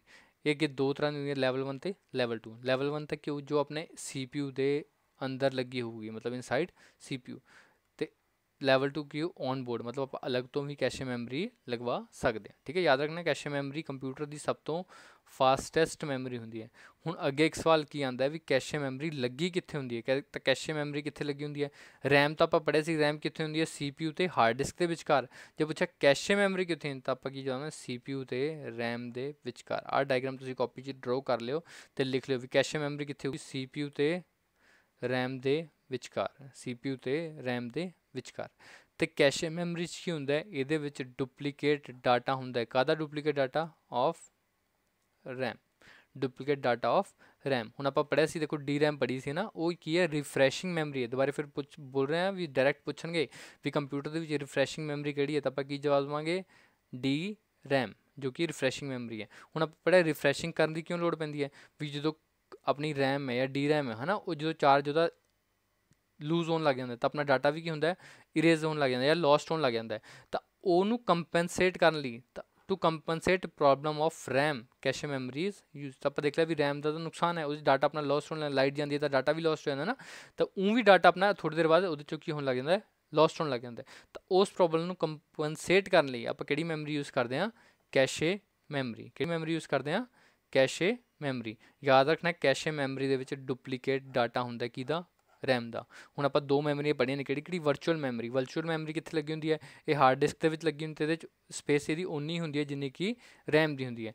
ਕੈਸ਼ੇ ਮੈਮਰੀ ਕੀ ਹੁੰਦੀ ਹੈ, ਇਹ ਲੱਗੀ ਹੁੰਦੀ ਹੈ CPU ਤੇ ਰੈਮ ਦੇ ਵਿਚਕਾਰ, CPU ਤੇ ਰੈਮ ਦੇ ਵਿਚਕਾਰ, ਤੇ ਇਹਦੇ ਵਿੱਚ ਡੁਪਲੀਕੇਟ ਡਾਟਾ ਹੁੰਦਾ ਰੈਮ ਦਾ। ਵਰਚੁਅਲ ਮੈਮਰੀ ਦੇ ਵਿੱਚ ਕੀ ਹੁੰਦਾ ਸੀ, ਉਹ ਆਪਣਾ ਡਾਟਾ ਸਵੈਪ ਕਰਨ ਲੱਗ ਜਾਂਦੀ ਸੀ ਰੈਮ। ਜਦੋਂ ਰੈਮ ਫੁੱਲ ਹੋ ਜੇ ਤਾਂ ਉਹ ਤਾਂ ਕੀ ਕਰਦੀ, ਆਪਦਾ ਫਾਲਤੂ ਡਾਟਾ ਕਿੱਧਰ ਸਵੈਪ ਕਰਨ, ਮਤਲਬ ਟ੍ਰਾਂਸਫਰ ਕਰਨ ਲੱਗ ਜਾਂਦੀ ਹੈ ਵਰਚੁਅਲ ਮੈਮਰੀ ਵਿੱਚ। ਪਰ ਕੈਸ਼ੇ ਮੈਮਰੀ ਦੇ ਵਿੱਚ ਕੀ ਹੁੰਦਾ, ਇਹਦੇ 'ਚ ਡੁਪਲੀਕੇਟ ਡਾਟਾ ਹੁੰਦਾ ਰੈਮ ਦਾ। ਠੀਕ ਹੈ ਜੀ, ਤਾਂ ਡੁਪਲੀਕੇਟ ਡਾਟਾ ਹੁੰਦਾ ਰੈਮ ਦਾ, ਕਿਹਦੇ 'ਚ, ਕੈਸ਼ੇ ਮੈਮਰੀ ਦੇ ਵਿੱਚ। ਤੇ ਕੈਸ਼ੇ ਮੈਮਰੀ ਕੀ ਹੈ, ਸਭ ਤੋਂ ਫਾਸਟੈਸਟ ਮੈਮਰੀ ਹੈ ਕੰਪਿਊਟਰ ਦੀ। ਹੁਣ ਯਾਦ ਰੱਖਣਾ ਫਾਸਟੈਸਟ ਮੈਮਰੀ ਕਿਹੜੀ ਕੰਪਿਊਟਰ ਦੀ, ਹੁਣੇ ਪੜ੍ਹਿਆ, ਕੈਸ਼ੇ ਮੈਮਰੀ। ਤੇ ਇਹਦਾ ਲੈਸ ਐਕਸੈਸ ਟਾਈਮ ਹੈ। ਲੈਸ ਐਕਸੈਸ ਟਾਈਮ ਦਾ ਮਤਲਬ ਕਿ ਬਹੁਤ ਘੱਟ ਟਾਈਮ ਦਿੰਦੀ ਹੈ ਕੁਝ ਵੀ ਡਾਟਾ ਪ੍ਰੋਵਾਈਡ ਕਰਨ ਲਈ। ਤੇ ਕਲੋਜ਼ੈਸਟ ਮੈਮਰੀ ਹੈ ਟੂ CPU। ਯਾਦ ਰੱਖਣਾ ਜੇ ਪੁੱਛਿਆ ਕਲੋਜ਼ੈਸਟ ਮੈਮਰੀ ਟੂ CPU ਕਿਹੜੀ, ਤਾਂ ਆਪਾਂ ਕੀ ਜਵਾਬ ਦੇਵਾਂਗੇ, ਕੈਸ਼ੇ ਮੈਮਰੀ। ਇਹ ਸਭ ਤੋਂ ਨੇੜੇ ਹੈ CPU ਦੇ। ਤੇ ਮਿਡਲ ਮੈਮਰੀ ਹੈ CPU ਤੇ ਰੈਮ ਦੇ ਵਿਚਕਾਰ। ਯਾਦ ਰੱਖਣਾ, ਦੁਬਾਰਾ ਰਿਪੀਟ ਕਰ ਰਹੇ ਹਾਂ, ਕੈਸ਼ੇ ਮੈਮਰੀ ਕਿੱਥੇ ਲੱਗੀ ਹੁੰਦੀ ਹੈ, CPU ਤੇ ਰੈਮ ਦੇ ਵਿਚਕਾਰ, ਕੈਸ਼ੇ ਮੈਮਰੀ। ਹੁਣ ਅੱਗੇ ਆਪਾਂ ਕੈਸ਼ੇ ਕਈ ਜਗ੍ਹਾ ਤੇ ਦੇਖਦੇ ਹਾਂ ਨਾ। ਜੇ ਪੁੱਛਿਆ ਕੈਸ਼ੇ ਕੰਪਿਊਟਿੰਗ ਦੇ ਵਿੱਚ ਕੀ ਹੁੰਦਾ, ਕੈਸ਼ੇ ਇਨ ਕੰਪਿਊਟਿੰਗ ਮਤਲਬ ਕੰਪਿਊਟਰ ਦੇ ਵਿੱਚ ਕੈਸ਼ੇ ਕੀ ਹੁੰਦਾ ਹੈ, ਇਹ ਕੀ ਹੁੰਦਾ ਡੁਪਲੀਕੇਟ ਵੈਲਿਊ ਆਫ ਰੈਮ, ਜਾਂ ਇਹਦੇ 'ਚ ਡੁਪਲੀਕੇਟ ਡਾਟਾ ਹੁੰਦਾ ਰੈਮ ਦਾ। ਕੰਪਿਊਟਰ ਵਿੱਚ ਆਪਾਂ ਕੈਸ਼ੇ ਕੀ ਯੂਜ਼ ਕਰਦੇ ਹਾਂ, ਇਹ 'ਚ ਡੁਪਲੀਕੇਟ ਡਾਟਾ ਹੁੰਦਾ ਰੈਮ ਦਾ। ਹੁਣ ਆਪਾਂ ਦੇਖਿਆ ਆਪਣੇ ਫੋਨਸ ਦੇ ਵਿੱਚ ਵੀ, ਜੋ ਆਪਣੇ ਸਮਾਰਟਫੋਨ ਹੁੰਦੇ ਉਹ 'ਚ ਵੀ ਆਪਾਂ ਦੇਖਦੇ ਹਾਂ ਵੀ ਕੈਸ਼ੇ ਨਾ ਕਾਫੀ ਜਗ੍ਹਾ 'ਤੇ ਦੇਖਦੇ ਹਾਂ, ਉਹ ਕੀ ਹੁੰਦੇ ਨੇ ਰੈਜ਼ੀਡਿਊਲਸ ਫਾਈਲਸ ਹੁੰਦੀਆਂ ਨੇ, ਜਿਹੜੇ ਟੈਂਪਰੇਰੀ ਫਾਈਲਸ ਹੁੰਦੀਆਂ ਨੇ, ਟੈਂਪ ਫਾਈਲ ਕਹਿੰਦਾ ਮਤਲਬ ਫਾਲਤੂ ਦੀਆਂ ਫਾਈਲਸ ਵੀ ਹੁੰਦੀਆਂ ਨੇ, ਉਹ ਆਪਾਂ ਕੰਪਿਊਟਰ ਜੋ ਆਪਣੇ ਸਮਾਰਟਫੋਨ ਦੇ ਵਿੱਚ ਆਪਾਂ ਦੇਖਦੇ ਹਾਂ ਨਾ ਕੈਸ਼ੇ ਫਾਈਲਸ ਨੇ, ਜਾਂ ਕੈਸ਼ੇ ਕਹਿੰਦੇ ਨੇ ਕੈਸ਼ੇ, ਉਹ ਕੀ ਨੇ ਟੈਂਪਰੇਰੀ ਫਾਈਲਸ ਨੇ। ਪਰ ਜੇ ਕੰਪਿਊਟਰ ਦੇ ਵਿੱਚ ਕੈਸ਼ੇ ਪੁੱਛਿਆ, ਉਹਦੇ 'ਚ ਕੀ ਹੁੰਦਾ ਡੁਪਲੀਕੇਟ ਵੈਲਿਊ ਆਫ ਰੈਮ, ਜਾਂ ਡੁਪਲੀਕੇਟ ਡਾਟਾ ਹੁੰਦਾ ਰੈਮ ਦਾ। ਪਰ ਜੇ ਆਪਣਾ ਕੈਸ਼ੇ ਸਮਾਰਟਫੋਨ ਦੇ ਵਿੱਚ ਕੀ ਹੁੰਦਾ ਹੈ, ਉਹ ਟੈਂਪਰੇਰੀ ਫਾਈਲਸ ਹੁੰਦੇ ਨੇ। ਹੁਣ ਜਦੋਂ ਆਪਾਂ ਕੋਈ ਉਹਦੇ 'ਚ ਆਪਾਂ ਕੋਈ ਵੈਬ ਬਰਾਊਜ਼ਰ ਖੋਲਦੇ ਨਾ ਮੋਬਾਈਲ ਦੇ ਵਿੱਚ, ਮੰਨ ਲਓ ਆਪਾਂ ਕ੍ਰੋਮ ਖੋਲਦੇ ਹਾਂ, ਉਹ 'ਚ ਆਪਸ਼ਨ ਆਉਂਦਾ ਹੁੰਦਾ ਕਲੀਅਰ ਕੈਸ਼ੇ, ਕੀ ਆਉਂਦਾ ਹੁੰਦਾ ਕਲੀਅਰ ਕੈਸ਼ੇ ਜਾਂ ਕਲੀਅਰ ਕੁਕੀਜ਼। ਤਾਂ ਕੈਸ਼ੇ ਇਨ ਵੈਬ ਬਰਾਊਜ਼ਰ ਕੀ ਹੁੰਦਾ, ਤਾਂ ਕੀ ਹੁੰਦਾ repeated bye server computer stored ਇਨ ਵੈਬ ਕੈਸ਼ੇ। ਮਤਲਬ ਜਦੋਂ ਦੇਖਿਆ ਤੁਸੀਂ ਆਪਾਂ ਕੋਈ ਵੈਬਸਾਈਟ ਓਪਨ ਕਰਦੇ ਨਾ, ਤਾਂ ਜਿਵੇਂ ਮੰਨ ਲਓ ਫੇਸਬੁੱਕ ਓਪਨ ਕਰਨੀ ਹੈ, ਮੰਨ ਲਓ ਮੈਂ ਅੱਜ ਫੇਸਬੁੱਕ ਓਪਨ ਕੀਤੀ ਕ੍ਰੋਮ ਦੇ ਵਿੱਚ ਹੈ ਨਾ, ਅਤੇ ਉਦੋਂ ਬਾਅਦ ਮੈਂ ਆਪਦਾ ਫ਼ੋਨ ਬੰਦ ਕਰਤਾ, ਦੁਬਾਰੇ ਫਿਰ ਜਦੋਂ ਮੈਂ ਆਪਦਾ ਬਰਾਊਜ਼ਰ ਖੋਲ੍ਹਦਾ ਕ੍ਰੋਮ ਖੋਲ੍ਹਦਾ, ਤਾਂ ਡਾਇਰੈਕਟ ਹੀ ਮੇਰਾ ਕੀ ਹੁੰਦਾ ਹੈ ਫੇਸਬੁੱਕ ਓਪਨ ਹੋ ਜਾਂਦੀ ਹੈ। ਇਹ ਤਾਂ ਨਹੀਂ ਮੈਨੂੰ ਦੁਬਾਰਾ ਫੇਸਬੁੱਕ ਭਰਨ ਦੀ ਲੋੜ ਹੈ ਉਹਦੇ 'ਚ।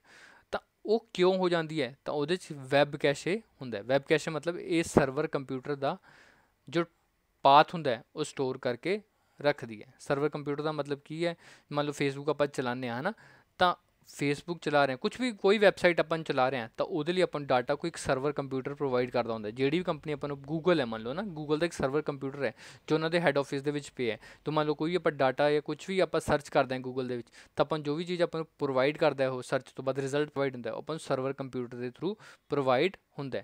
ਹੁਣ ਆਪਾਂ ਨੂੰ ਗੂਗਲ ਦੇ ਜੋ ਵੀ ਆਪਣਾ ਮਤਲਬ ਆਪਾਂ ਕਹਿ ਸਕਦੇ ਹਾਂ ਓਲਡ ਐਡਰੈਸ ਨੇ, ਓਲਡ ਵੈਬਸਾਈਟ ਨੇ, ਜਿਹਨੇ ਮਤਲਬ ਹਿਸਟਰੀ ਨੇ, ਉਹ ਕਹਿ ਸਕਦੇ ਆਪਾਂ ਕੈਸ਼ੇ ਦੇ ਵਿੱਚ ਕੀ ਹੁੰਦੀਆਂ ਨੇ ਸਟੋਰ ਹੁੰਦੀਆਂ ਨੇ। ਠੀਕ ਹੈ ਜੀ, ਯਾਦ ਰੱਖਣਾ ਕੈਸ਼ੇ ਕੰਪਿਊਟਰ ਦੇ ਵਿੱਚ ਕੀ ਹੁੰਦਾ ਡੁਪਲੀਕੇਟਡ ਡਾਟਾ ਹੁੰਦਾ ਰੈਮ ਦਾ, ਸਮਾਰਟਫੋਨ ਦੇ ਵਿੱਚ ਕੀ ਹੁੰਦਾ ਟੈਂਪਰੇਰੀ ਫਾਈਲਸ, ਅਤੇ ਕੈਸ਼ੇ ਇਨ ਵੈਬ ਬਰਾਊਜ਼ਰ ਕੀ ਹੁੰਦਾ ਜੋ ਵੀ ਆਪਣੀ ਪੁਰਾਣੀਆਂ ਵੈਬਸਾਈਟ ਆਪਾਂ ਖੋਲ੍ਹੀਆਂ ਹੁੰਦੀਆਂ ਨੇ ਨਾ, ਉਹਦਾ ਸਾਰਾ ਐਡਰੈਸ ਵਗੈਰਾ ਇਹ ਸਟੋਰ ਕਰਕੇ ਰੱਖਦਾ ਕਿਹਦੇ ਵਿੱਚ, ਕੈਸ਼ੇ ਇਨ ਵੈਬ ਬਰਾਊਜ਼ਰ ਦੇ ਵਿੱਚ। ਠੀਕ ਹੈ ਜੀ, ਹੁਣ ਆਪਾਂ ਪੜ੍ਹ ਰਹੇ ਐਕਸੈਸ ਟਾਈਮ। ਜੇ ਪੁੱਛਿਆ ਐਕਸੈਸ ਟਾਈਮ ਕੀ ਹੁੰਦਾ, access time time taken by memory to available data for CPU। ਮਤਲਬ ਮੈਮਰੀ ਦੁਆਰਾ ਟਾਈਮ, ਜੋ ਵੀ ਟਾਈਮ ਲੈਂਦੀ ਹੈ ਮੈਮਰੀ ਡਾਟਾ ਅਵੇਲੇਬਲ ਕਰਾਉਣ ਵਾਸਤੇ ਫॉर CPU, ਉਹਨੂੰ ਆਪਾਂ ਕੀ ਕਹਿੰਦੇ ਆ ਐਕਸੈਸ ਟਾਈਮ।